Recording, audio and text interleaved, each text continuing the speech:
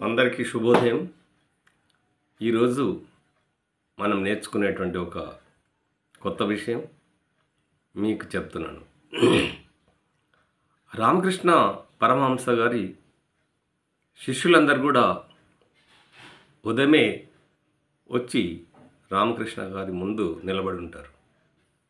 శిష్యులు అంత పొద్దున్నే రావడం చూసి ఆశ్చర్యపోయి, మీరెందరూ ఎందుకు వచ్చారు అని అడుగుతాడు.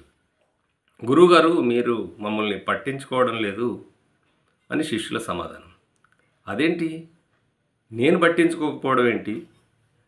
నేను పట్టించుకోకపోవడంతో మరి మీరు ఎలా ఈ ఆశ్రమంలో ఉండగలుగుతున్నారు అని అంటాడు. అంటే గురువుగారు, మా ఉద్దేశం అది కాదు. అంటే మా ఒంటి మీద ఉన్నటువంటి వస్త్రాలన్నీ కూడా జీర్ణమైపోయినాయి, చెరుగులు పట్టినాయి.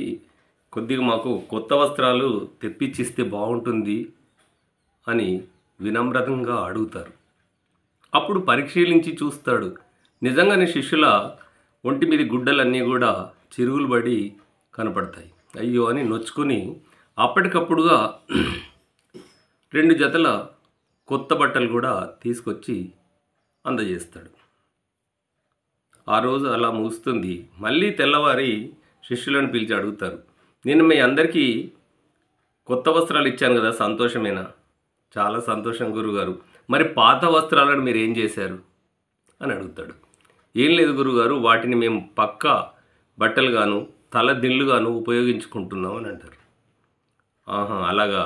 మరి అంతకుముందు ఉన్న పాతవి కూడా ఉండాలి కదా మీ దగ్గర, వాటిని ఏం చేశారు అంటే, అవి పనికి రాకుండా పోయినాయి, ఇల్లు అలకడానికి, బూజు దులపడానికి, తుడవడానికి ఉపయోగించుకుంటున్నాం గురువుగారు అంటారు.